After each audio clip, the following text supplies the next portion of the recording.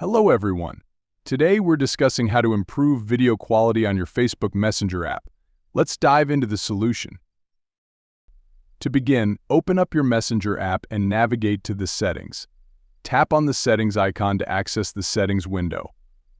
Scroll down within the settings until you find the option for apps. Tap on it to proceed to the apps window. Next, continue scrolling until you find the Messenger app listed. Once located, tap on it to select.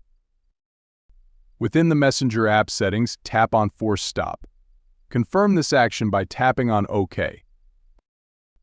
Now scroll further down and tap on Storage. Within the storage settings, tap on Clear Cache to remove any cache data. After clearing the cache, return to your Play Store. Search for the Messenger app.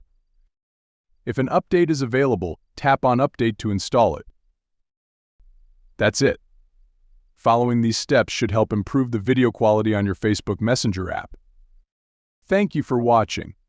Don't forget to support us by liking and subscribing to our channel.